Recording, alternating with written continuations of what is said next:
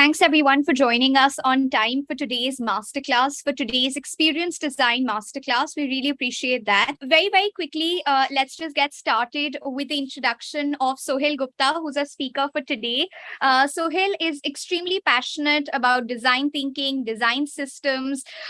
He loves talking about design, productivity, investments, tech, and of course, movies. I'll also tell you why he's such a special guest for me in particular.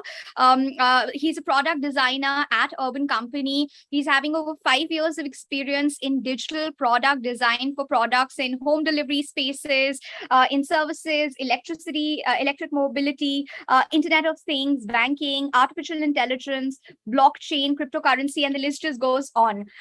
He's skilled at branding, content strategy, information architecture, UI design, UX design, and that's exactly what you have. You have this Experience Design Masterclass today.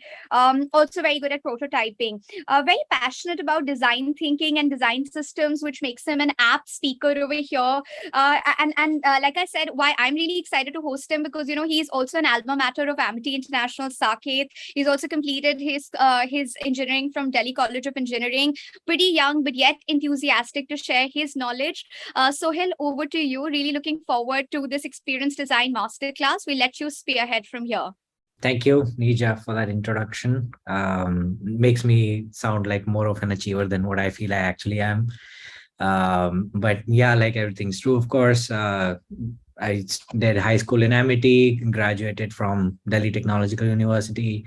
And I've been in the industry for something like 7 years, 5.5 years is full time now. And I've worked currently as a product designer at Urban Company, and previously worked for Onething, who is also the co-creator of the user experience MasterCamp at Masters Union now. And yes, have worked on a variety of projects, award-winning projects for Revolt, Super Daily, Wibmo, RPL Bank. And the list, of course, is rather long, so won't get into any of that. And yeah, it's a great pleasure to be here. And let's just get straight into it. I'm thinking we'll just try and keep the first half of this masterclass focused more on what I wish everyone knew whenever they applied for a job, let's say, as a product designer. Largely because I've realized there's quite a bit of a gap in what everyone thinks is product design or UX design or UI design. And, the terms are also used interchangeably sometimes by us as well. And also what, most people on the outside think the profession is and demands from us. So for the first half an hour, I'll largely go through that piece.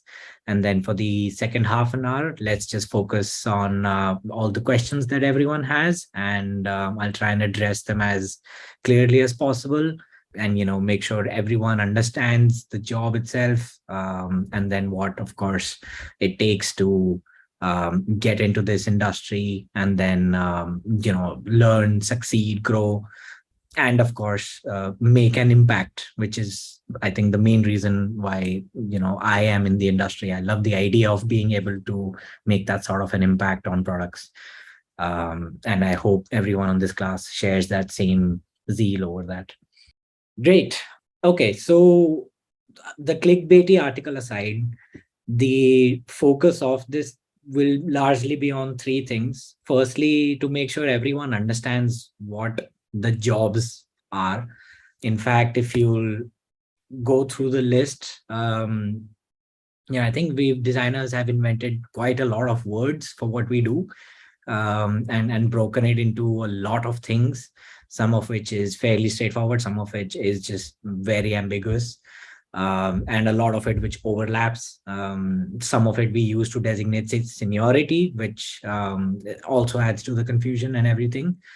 But the main thing which I would want to talk about is I've often seen people throw around these words, especially during the application process, without really knowing what any one of them truly means, or what does the role specifically demand as a skill set, or as a as what your day-to-day will be on these various roles.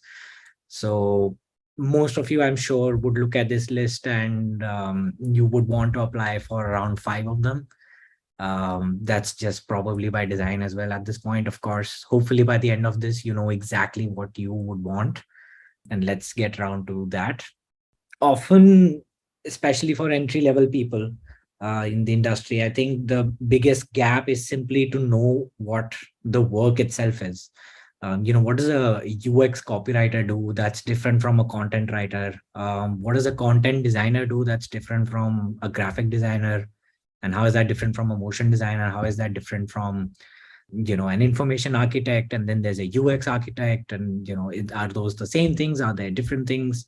There's a lot of muddy explanations of what all of these roles are. We're all just trying to define our work, which is fairly new. If you think about it, in some ways, this profession is not really older than 10 or maximum 15 years. If you think about it, the App Store was invented in 2008. And that's basically led to most of the booms that we are aware of. Uber, Airbnb, Google apps, and all of these things are very new in terms of a profession. So everyone has come up with their own definitions of what each role is. What I'm thinking I should be doing is, let's just look at an app I think everyone in this room would know, and ask some basic questions around it, and then see whose job is it to have the right answer to those questions. So yeah, this is the Swiggy homepage as of my phone this morning. So the first question is, what is where? If that's the question, the answer is, it's decided by information architecture. Information architecture decides what is visible, where is it visible, how do you navigate around a page, what is in the footer, what is in the header, what is on the page, and where does it go to. If you want to ask why is it there, the answer is UX design. UX design primarily decides where and why something is on the page. Everything is trying to serve a purpose. It's either a purpose for you or a purpose for the business, but there's a purpose. And UX largely tries to take control of that piece to make sure everything is where you expect it to be, or it's laid out in an intuitive manner, or it is there because we know what effect having that on in front of you has on you, and that drives a business metric that is important to the product. How does it look is visual design. The font, the color choices, the typography and its hierarchy, a very big thing in typography, the icon and their consistency and their looks and everything. Also how something is shown as selected versus how something is shown as not selected. How does something look tappable and something not look tappable, white space, everything is visual design. How does it behave is interaction design. So if you were to tap, what happens as an interaction? If you were to swipe, what happens on the carousel as an interaction? If you were to scroll, what happens? If you were to try and put something in the search bar, how does that behave? If you leave it halfway, what happens? If you try and clear it, what happens? All of that is basically the realm of interaction design. What does the screen or app say? That is UX copywriting. Copywriting is fairly new as a concept. It used to always be clubbed as part of UX design. Now it's become more of a separate exercise on its own. The idea, of course, being copy is the main way you understand what's happening and what does it mean. Like, what's the difference between saying, for example, account or your account or my account? Those are three interchangeable ways to describe the same thing, but they all have different effects. And there's also an element of consistency. I mean, what if one part of the app says your account and then something else says my card? Why not have them line up? So all of that falls into the realm of UX copywriting and microcopy. Why does it say that? This is often something that is fed by UX research.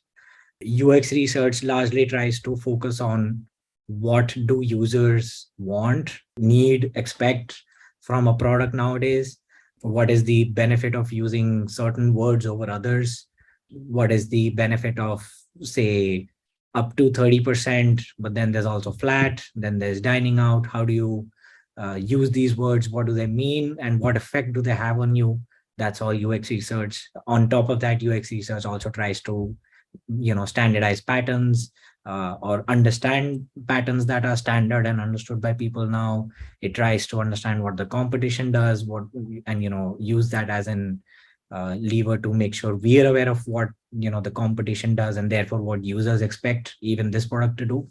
Everything is fed by UX research. So if you're liking the banners, they were done by a graphic designer. If the Navratri special, for example, graphic looks good to you, if those banners look nice and they have animation and motion in them, then there was a graphic designer and a motion designer who worked on this. If you like the content, there was a content designer who worked on this. Now, the content designer could be a person, it could be an entire team, which could be composed of, UX copywriters, like we talked about, content writers, graphic designers, and motion designers. All of that, falls into the bucket of content. This is especially a very big thing in products that have a lot of dynamic content. I mean, Swiggy has one homepage, but that one homepage could have 100,000 different pieces of content inside it. So that's all content design. If you like the interface in general, if you like the UI in general, that's UI design. And a UI designer, again, can be one person. It can be a team just doing UI design. That team could be, visual designers, interaction designers, probably motion and graphic designers as well. They all combine together and make sure the interface itself looks good. And then if you like the experience of using the app, that is basically the combination of how it looks like, how it's laid out, everything is clubbed together. That becomes, the job of a UI UX designer to make the entire experience a great thing for people to have. And lastly, if you like the app itself, that's probably because there was a product designer who put in a lot of sweat into it, or a team of product designers. And of course, product designers do not work on this alone. They work on it with an entire team. But yeah, I think hopefully this would help you understand what each one of these different roles largely take care of on the same real estate, which is, the homepage of an app, for example. So this is one way to look at what the entire ecosystem of product design or UI UX design actually incorporates. It's always an interplay between the visuals, the behavior, and the content. So if you were to focus strictly on visual designer, for example, you would be labeled a visual designer. If you strictly focused on content, you would be a content writer or UX copywriter. If you strictly focused on just the behavior, you would be an interaction designer, or possibly, if you were doing low fidelity versions of that, you would be like a UX architect or like an information architect. Where they start blending together is where your roles start to overlap more. You can sort of think that a UI designer is someone who takes care of UI and who takes care of visuals and behavior to a certain degree, because the combination of them becomes your interface. If someone takes care of, all the written and the visual content, they tend to be labeled as a content designer. If someone takes care of, the content and its behavior, they tend to be labeled UX designers. And then, of course, if you bucket UI UX together, you get a UI UX designer. And if this UI UX designer is working on something that is effectively the product itself, for example, if you were working at Swiggy, if you're working on the UI UX, you're almost working on the product itself, because the product is the app. And if you're responsible for the interface and experience of the app, you may as well be responsible for the interface of the product itself. So you could say a product designer sits right in the middle of visuals, behavior, and content. There, of course, other ways to look at it, of course, this is the workflow that you could largely simplify it to. It's more of you start with a problem statement. Depending on what the context is, this problem statement is either something you believe is a problem, or it's a problem statement that's given to you by someone else, a client, doesn't matter. But you generally start with a problem statement. Your research and UX phases tend to be more exploratory. They want to know more about the problem. They want to know about, possible solutions, previous solutions to the problem, and basically arrive on what they think will be a solution to it. And as you're arriving to that solution, you'll start giving it fidelity using, skills of UI. And as you give that solution fidelity over time, and then you make it, to a point where it's a very high quality prototype, or it's something that, can be immediately given to a developer to actually create in code, then you would say, you've done the UI part of it. So you can look at this tree, which, you can look at this line of sorts where it starts from understanding the problem, conceptualizing a solution, and finally delivering a solution. So in between them, you have a lot of hypothesis testing and, problem explorations and condensation into, what can be proposed solutions. Then you come up with a solution. You again iterate, give it fidelity, incorporate feedbacks, improve on it until finally you feel it's ready and you ship it or deliver it. One more thing that is generally something we don't talk about much in this, but it's basically the difference between a specialist and a generalist. So now that I say it, I think the words are fairly intuitive, but specialists are people who tend to, build one skill and build it to a very high level. So for example, that skill could simply be, let's say, prototyping or visual design. And these are generally the folks who get hired in larger teams or organizations, primarily because those organizations have an entire team where they need different people to focus on more specific roles. So specialists work way better on that. They, of course, have a lot of team structure around them all the time. And their growth generally comes from either expanding their skill set. So for example, you are a good visual designer, but over time you learn basics of motion and interaction as well. And then, you're a UI you're a visual and an interaction designer, which in some definitions could make you a UI designer. So generally that's where one, way your growth comes. You start expanding your skill set, or you use that same skill set, get better at it and better at it until you're paid more, either in the same company or by switching to a company that's larger or more specialized in that role. So yeah, that's generally what a specialist is. And a generalist is someone who is more like a jack of all trades. They can perform a variety of tasks. They are generally the people who can do, everything across the board, not in a great specific, manner, or not in an award-winning manner, but at least they can get by, competitive research, prototyping, UI, UX, whatever, the project demands from them. They tend to be hired more in small teams or startups, or even sometimes in larger companies, but to work only on a specific project and then own that project end to end. So that's a fairly common practice. In a smaller startup, they prefer generalists as well, because the problems are, of course, smaller in scale, more vague. There's not much of an organization structure to take care of, all your needs. And the work just needs to happen faster and with fewer resources usually. So generally, these people also have a high ownership of some problem area, like let's say improving revenue or increasing growth or improving the website. They have very high level mandates, and growth for these people comes from, a series of successful projects, and that just invites the company to give them more things to take care of over time. And then at some point, maybe they'll put people under them or something along those lines, so that their territory or, whatever they're in charge of keeps expanding over time. And yeah, to be super clear, it's not like one is better than the other, but this is an important thing to mention. I'll bring it, a couple of times later in this presentation as well.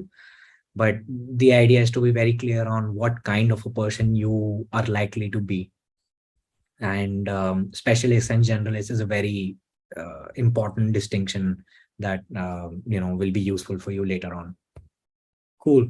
So now that we've taken a look at what the work is, now let's also take a look at where this work is.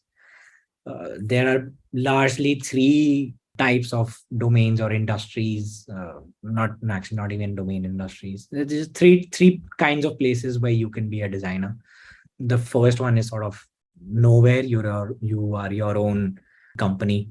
So I mean, this visualization is probably not going to make sense to you, but think of it as this is, possibly your entire skill set. And this is all the projects you'll do. So you tend to have complete ownership over every project. Sometimes, I mean, a freelancer can get someone else to help them for something specific, but generally freelancers tend to take care of the entire thing on their own. And you have very little control over what you work on and where you work on exactly in your skill set. So, sometimes there'll be a huge gap. Sometimes there'll be some tiny projects that only need one small piece of your skill set. For example, like all I need you to do is just a small piece of research, where someone else will come and say, I need you to do, the entire thing, make my entire product. So the prerequisite for being a good freelancer is you need a very, very good set of soft skills. You have to manage your clients, yourself, your time, your project, of course, and depending on who your clients are, sometimes you will basically need anger management as well. It's very heavily focused on branding yourself and promoting yourself. Presentation skills is very important. It sort of even dictates how much you will be taken seriously and how much you'll even how much you will even be paid. A lot of it just depends on how well you're able to present something. And yeah, you need aside from obviously the skill set, you also need some good legal and financial understanding to get your way around contracts and manage your own taxes and do a couple of things. So the basically pros and cons of being a freelancer. Pros are you get very quick exposure to a variety of industries. It's very good for networking, and you work on a variety of problem statements. You have a lot of autonomy and you can learn at your own pace. At the same time, there are some very clear cons. The biggest one is that nobody realistically hires a freelancer to, for example, redesign Airbnb. That just doesn't happen. So you'll only be working on relatively smaller problems, smaller projects, low impact overall on anything. You don't have any control over the final output. This is basically you'll give a design and then you don't control what happens with it, how it's executed, developed, shipped, what happens to it after that. And clients and your pay tends to be very erratic. Some, like, you should just assume half of your payments would probably not come or be negotiated on, and issues like that will keep happening. Clients are all over the place. Some are great clients, some will not be. But yeah, that's basically the freelance side of things. The other side of it, I think these two other ones most people will be interested in. The first is what it's like in a design agency. So in a design agency, your group is fairly set. You're going to be working on something very specific and you'll keep working on that. For example, you will be a visual designer and you'll largely be asked to work as a visual designer on a variety of projects. So there's always going to be a big team that is responsible for, the entire project cycle or the entire design cycle. Your quality would be enforced in some ways by someone in, as a senior or who's a leader in the team. Basically, every new project is essentially a fresh start because you keep coming back to it again and again. And because of these reasons, I would say if you are a specialist or want to be a specialist, a design agency tends to work better for you because it's easy to keep getting work of the same skill over and over again. So pros and cons, again, pros are good exposure, like freelancing to a variety of industries. One project could be ed tech. The other project could be, fintech. The third project could be electric mobility. Fourth could be banking. These are all like literally projects I've worked on as part of an agency, and therefore you get a lot of variety of industries that you can work on and product problems related to several industries. So that's a good part. Access to mentorship, learning, and guidance. It's always, you're always working with designers, under designers, sometimes over designers, but there's always a lot of learning happening. Everyone's a designer, so they talk design, they want to improve their skills, they share knowledge, and it's great for those sort of things. Another good thing that an agency is generally good for is moving from one skill set to another. So especially because everyone around you is, working on the same piece. So if you're a visual designer and over time you want to move into UX design or the research side of it, it's not too hard to, move into that. You just basically try and convince someone over time to give you more of those sort of things which you want to do. And over time, you're able to get into that work itself, learn from people who are already doing that, for example, and you can transition between skill sets and you can upskill. You can learn more skills. So agencies are great for that. But cons again are low control over the final output. Similar to freelancing, most of the time you don't control what happens to anything you've designed after it's been given to a client. The cyclic nature of a job is basically every time a new client comes, you start over. So for a lot of people, that tends to be exhausting. And the nature of problems is generally rudimentary. So I'll explain what 0 to 1 design is. And this is something that happens frequently in agencies. A lot of the clients who come to an agency are people who generally don't have a product at all. So it's like, make me a product, or make me an onboarding flow. I don't have one. So that's sort of a 0 to 1 design, where 0 is it didn't exist, and then 1 is you make it exist. So generally the work you're doing tends to be in this bucket. You'll keep creating new and new onboarding flows, for example, for different clients. And if you're more excited about going beyond that at some point, agencies generally don't offer you a great way to do that. And the third one, I think, is a product company. As you can see, basically, it's going to test your entire skill every time on every project. And if you're doing well, your projects will get a bit bigger, they'll get a bit harder, your domain will increase over time. But yes, at any point, basically in a product company, you're expected to have end-to-end ownership of something within the product. So for example, they might just give you a page in the app or a flow within the app to start with, but you're responsible for everything in that flow. And in general, it works better for someone who's a generalist, primarily because the project demands are so unpredictable and there's so much variety in them. Every project effectively needs a new playbook. It'll test some of the skills which you didn't think you would have or didn't think you would need. It's a very cooperative effort with tech, business, and generally content as well. And your projects are effectively continuous, they're cyclic, so they need constant feedback, they're constantly prioritized, deprioritized, and there's constant alignment that you need to have with everyone, pretty much in the tech side of the company, or sometimes even the business side of the company, about what you're building, why you're building it, what do you think it'll achieve, and everything along those lines. So pros and cons of, I would say, a product company. It's high impact, which I think is the best part about working in a product company. You have very strong control over what eventually is shipped and why, and you can directly track, your impact. It's like anyone who, for example, designed the Urban Company homepage can very clearly say that I designed this homepage and there was no ambiguity about it. Nature of the problems keep evolving. So I mean, rarely in a product company will someone come to you and say, oh, we don't have an onboarding flow, can you just make a new one? Sometimes it happens if it's for, say, some other app or this or that, but generally it's an evolving problem. An onboarding flow already exists, and what you're doing is over time you're constantly tweaking it, optimizing it.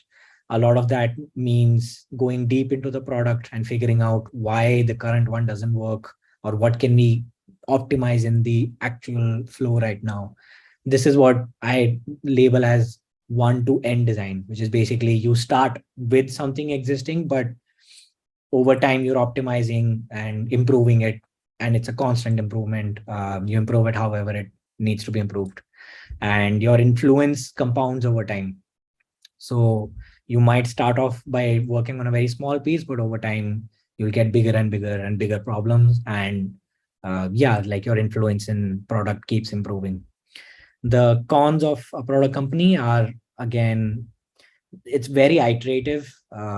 For some people it's okay, for some people it, you know, starts giving you a feeling of when is this ever going to be over. But of course in a product company nothing's ever over, because the product keeps existing, and as long as it exists there's a problem to solve in it. Your industry exposure tends to become very limited. I mean, there are ways to keep abreast of what's happening, but yeah, like if you work in, say, only the ed tech space for 5 years, you will of course not over time get to know what's happening in other industries. And in product companies it can be quite hard to keep your creativity going, primarily because, I mean, in the end you're working on the same problem again and again, and after a point you just do not have that much creative sort of solutioning to what is the same problem you've been looking at year after year. So yeah, like this is, I think, the pros and cons of the three main ways you can work in any design role. It's either going to be in a product startup, it's going to be in an agency or an agency like model. For example, if you were working in a consulting firm, that's also largely an agency like model. And if you were to freelance, then these would be the three big basic pieces, and they all have their pros and cons. I know I've done all three at this point. So I think what we've discussed so far is probably not sounding very relevant to you at this point, because I mean, the title was How to Land a Job. What I feel is most important for everyone is you need to know what is the thing so that you know where you belong in it. A lot of people I've seen apply for the wrong roles, or apply for the role and then not really know what happens in that role. They apply in product thinking it works like agencies, and that ambiguity doesn't really help you over time. I mean, in the end, it's your career and it's your life. You're basically committing to a certain style of working. So it's very important for you to know what that style of working is, let alone anything else that you might think is important about the profession. The money, the workload, the company culture, all of these are more random variables. They keep changing. You can find agencies which are very chill. You can find product companies which, you know, make you work very hard, or the flip. And all of those things are a bit more random. But the main thing is, if you choose a career, it's important to know what kind of a career you're picking and why. And for that, it requires a bit of understanding of what it is that you are and how do you work and what do you like in this field itself. So that would be basically some of the tips I'd throw at you. First is find your nature.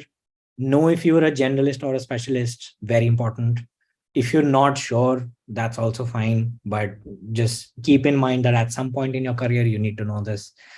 Are you someone who would rather work in a creative environment, but, you know, have a high velocity, lot of different projects just speeding by you one by one? Or would you rather work in a more stable, more problem solving environment? This is more or less what an agency or a product version looks like. But I mean, it really depends on where you're applying after a point. Or are you someone who likes to work with other designers, or someone who likes more to work with the peers in tech, business, product, content, whoever, and you would like to be the design effort in that larger cross-functional team? Or do you just like working alone and taking end-to-end ownership of something entirely? So yeah, find your nature and find your niche. There's a lot of things that you can learn in product design. It's a big realm. Trying to cover it in one meeting is going to be impossible. But yeah, like what's your aesthetic? Do you like something which is visually engaging, like, I don't know, Cred, for example, or do you like something which is clean and organized, like Airbnb? What's more of your aesthetic? Do you have an intuitive understanding of motion? Generally, people who do not have this, I would not recommend trying an interaction design role. But if you do have an understanding of interaction design, but you think you're good at visual as well, that's a great combination to have. And over time, polish both skills and, try and become a UI designer and then evolve that and keep growing up. Another way to find your niche is generally, do you like writing more or do you like drawing more? I, for example, like writing more. So that makes me somewhat more analytical. And therefore, I do a bit better on the UX side of thing or the problem solving side of things. Someone who tends to, draw notes or scribble visually and draw various diagrams. These are the people who are more of the visualization type of people, and generally they work better in that sort of a role. I mean, none of these are hard ways to figure it out, of course, but eventually it's very important to know what your niche is and look at and apply for that niche only.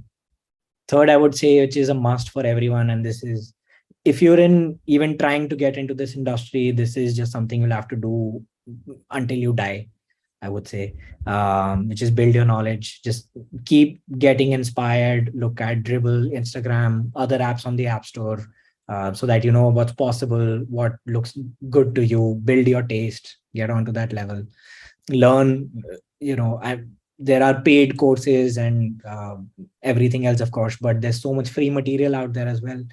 Medium articles, podcasts, either UX podcasts or product podcasts or tech podcasts, which again, I find very useful in all of these things.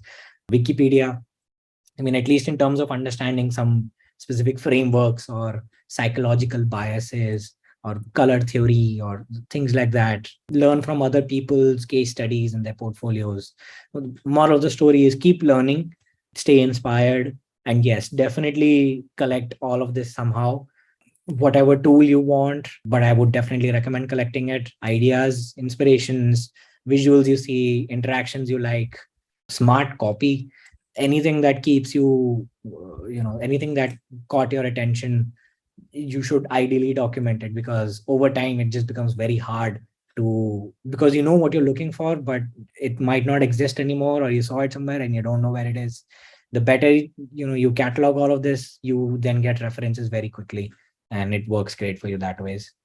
Get skilled, no surprises here, but I would put it in three buckets. First is learn the tool. This, I think most people who are interested are this is the first thing that they like to do, which is learn the tool, and then they, get their first entry into what the profession is.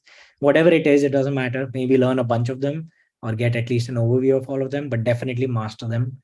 Master the ones which are core to the the role you want to apply for.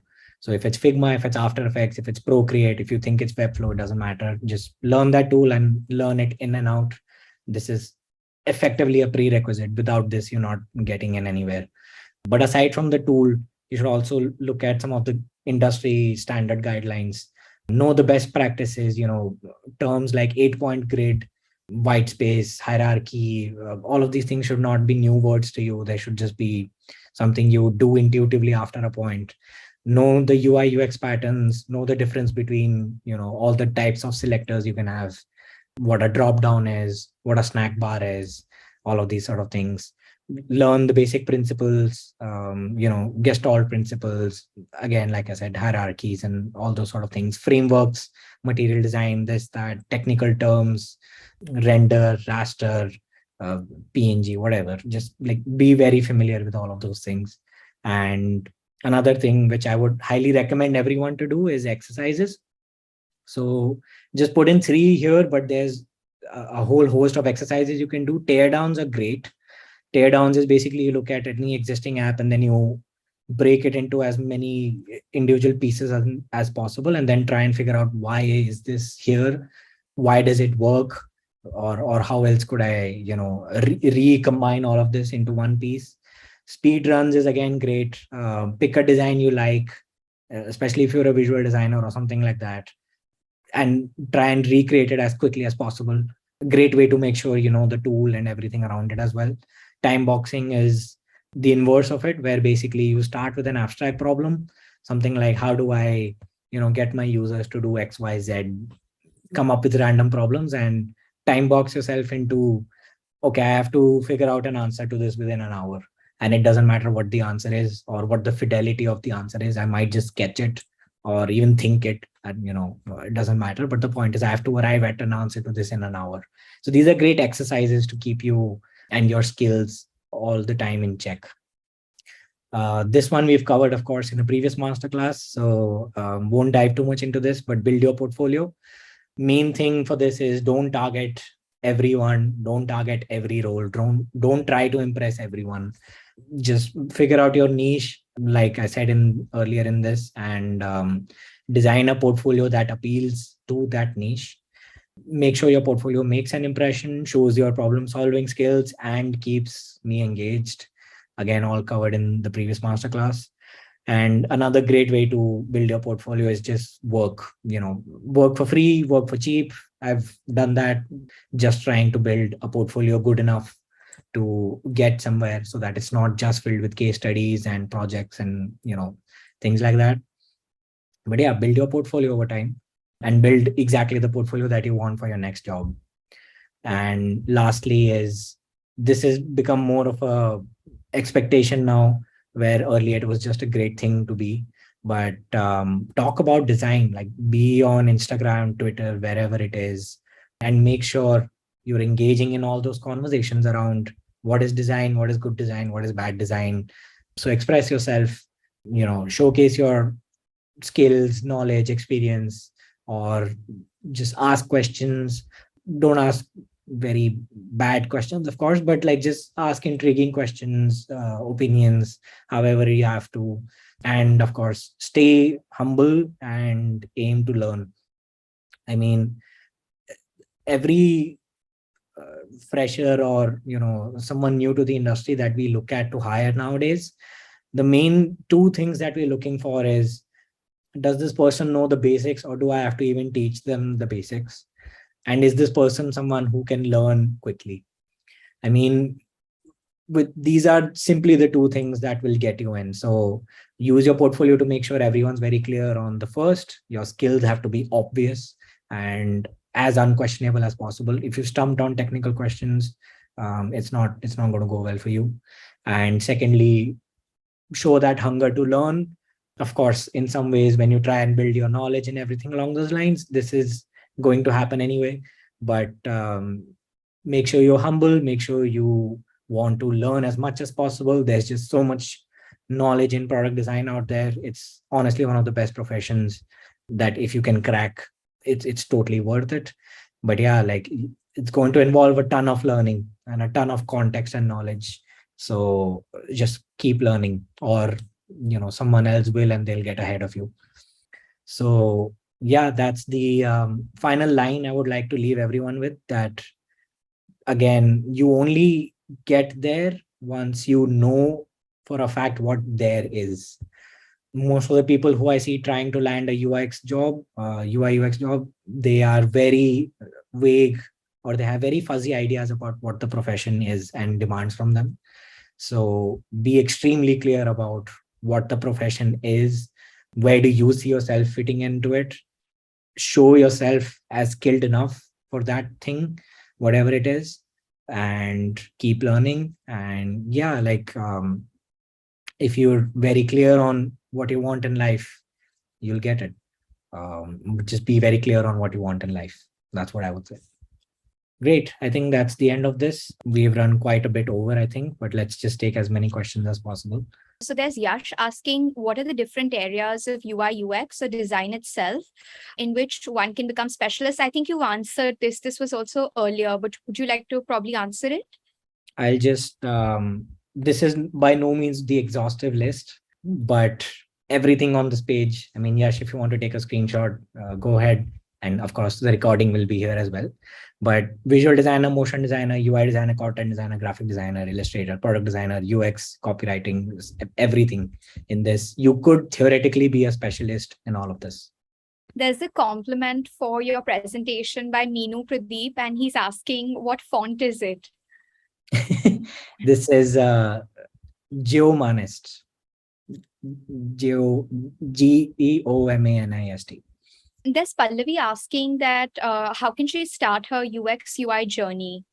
I mean, like I said in the masterclass, basically, first get inspired by products, by other people's work, by designs in general. I mean, I am inspired by cars. It has nothing to do with apps, but it's inspiring.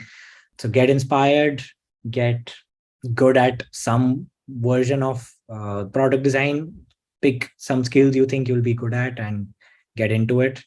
And then over time, I mean, nothing really says that you have to do it. So if you don't like it, you don't have to do it. You can find something else. But if you like it and you feel like this is what you want to keep doing over time, then find more and more ways to do it. Work for free or do case studies, tear downs, whatever. Build a bit of a portfolio and then use that portfolio as your entry level job, and then run from there. That's how I would say you should get into any profession, really. Right. There's another question that Pallavi is asking, how can they prepare their portfolio without having any experience in the UX space? Right. Covered this again in last week's webinar, but to put it quickly, the main thing I would say is if you don't have it, you, like I said, work for free or work for cheap.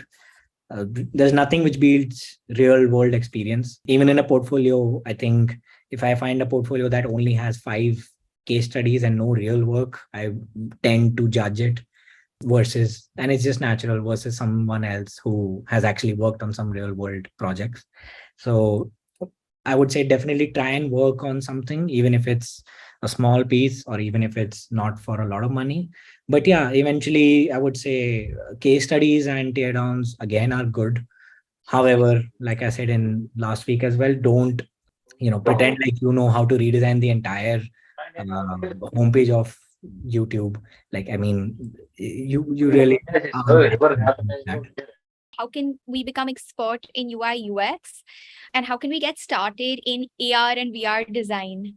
Okay, so for the expert question, I don't have an answer. I don't think there are any experts in UI UX. Like I said, this profession's 10 or 15 years old, so nobody is an expert. But yeah, just learn and keep learning. And you'll never really be an expert, but you'll know more than most people at some point. So I guess that makes you an expert. Right. Suraj is asking this question that he's in his BA final year. Can he switch into this particular domain or IT space? Yeah, again, I don't. So now I think it's slightly different because, of course, there are courses specifically for UX design, product design, and such. They're coming up into the market. But even then, I mean, like 5 years ago, there was none. And I was doing BTech, but it didn't stop me from, again, doing the same things I said, right? Pick up clients and do that design work, build your portfolio effectively. We are still at that position where we won't really care about what the degree is as long as you can show me a body of work which proves the point that you know how to design. You could be BA or BTech or anything. It wouldn't matter at this point. I mean, I can't promise that 5 years or 10 years down the line, but at least as of right now, I think it's not that big of an issue for most people. There's another question that Puneet BR is asking, that how can we find projects for freelancing? It's hard, but so I wouldn't recommend going online, even though that's one of the easiest ways to go about it. Something like a Fiverr or whatever one of these things is. I would ideally recommend looking into your own network, and just letting people know out there that you want to take on these sort of things.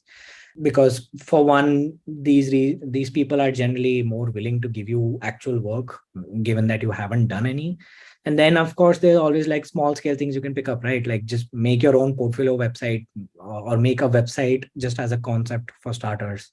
If there's a friend or a family member who needs a website, start with that. If you over time find out that you have some people in various companies or this or that, keep networking with them. They'll land a few small things your way. And it's also okay if some of the early work isn't specifically like, if you want to be a UX researcher, some of the early work might not have anything to do with UX research. It might be just general UX design or some wireframing project or this or that, but that's okay. The idea is just to get some basic stuff going. And I mean, you can go online and find some of those things as well, but um, the ROI on that is not as good as actually finding something in your own network and going that way. And of course, wherever possible, just make concept arts and concept websites. I mean, a lot of people I know have gotten hired basically by becoming good website owners themselves. Like they created their own website as a blog or as a magazine or whatever, and they just ran with it and made sure it was pretty, and then used it in their portfolio again. That look, I can create a website or something like that. So yeah, like you can come up with versions of these sort of projects if you don't find anything already in your circles. There's a specific question by Nilesh. She's saying that he's currently working in a design agency as a UI designer and mastering projects related to UI and interactions. However, the company is something that is not satisfying his hunger or his passion to go further. What should he do? What would you recommend him? Interesting question. I mean, there could be a lot of dimensions on which you would not feel satisfied, of course. So if I'm for the exercise, I'm assuming the answer is not pay or my boss is bad or this or that. We'll just try and keep it focused on the work itself. Best way is either try to, in an agency, it's not that hard, talk to your superiors, try and work on something else as a skill. Like if you've been doing too much UI and interaction and you're bored of it, try maybe some UX. If you're bored with the repetition of the work itself, if you're bored of some projects itself, then I would say you can, I think in an agency, they won't care too much if you even ask for some other projects down the line. So swap those out. If you're bored of the fact that in an agency you're not getting to go beyond in terms of what you're designing, then I would say there's always a ceiling of what you will realistically do in an agency. A client requests for some designs, and then they're given that designs basically over a period of a few weeks and they go out. The only way outside of this is to get involved in something where you have more control over the entire process. So maybe if that is what is annoying you, you could consider going into product. And one last thing which I know happens in agencies is at some point you'll need to eventually build managerial skills, or your career growth just will not go beyond a certain point. I mean, you can join a bigger agency, be in a more specialized role there, and go along one of those sort of lines. But yeah, like eventually your growths will stagnate unless you get into the managerial side of things. So yeah, like I hope one of these answered your questions. Absolutely. There's another question that is asked by Avira, that do you think putting out the work on Instagram or platforms like Behance can help land clients? Absolutely. Dribbble and Behance more than Instagram, simply because that's why people expect it to be. But even Instagram nowadays, and I know a lot of people who are, at least if they're not making the Instagram their portfolio, they're at least using Instagram to constantly reinforce to everyone in the circles that I'm doing UI design or I'm doing visual design and things like that. And that, of course, works because even if the person who's looking at your profile doesn't have work for you, at some point, someone will ask them, do you know anyone? And like you will come in their mind. So it has ripple effects across the chain. So yeah, Instagram is fairly decent for this, and Dribble and Behance also double up as great portfolios. So yeah, and in fact, why not just create one and put it on all three if you really want that work. So Great. There's another interesting question, and with that, we can also sum up the questions. This is by Hema, and that's a genuine question for a couple of them as well. That with multiple sources available on internet to learn, so there's an information overload, as they say. How can one concentrate on selected sources without getting lost? Because the information seems very overwhelming in the UI UX space. that's actually a very good question, because so what I'll be honest about is for my first year or my first 2 years, basically, I loved Medium because everything I read on Medium was effectively a new piece of information. Of course, now that I've been here for like 5, 6, 7 years, I basically know the template of an article before I've even read it, because I'm like, oh, and this article is going to talk about that. So it tends to get very stagnant over time. And of course, it becomes very tricky to find good, consistent pieces or consistent resources. There are two ways to look at it. So way one is, it's okay if you have consumed all information in one field. Like, for example, I've consumed everything realistically that there is to consume related to design systems. In fact, I've created one for urban companies. So at this point, there's nothing new to consume there anyway.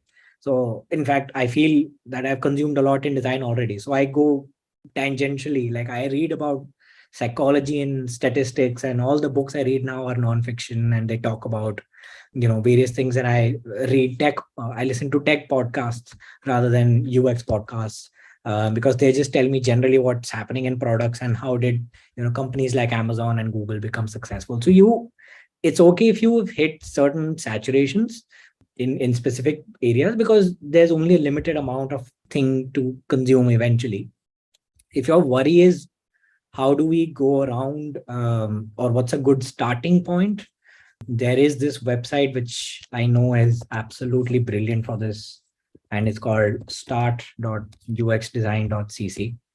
This website was primarily created to make sure everyone who wants to get into this has a good starting point.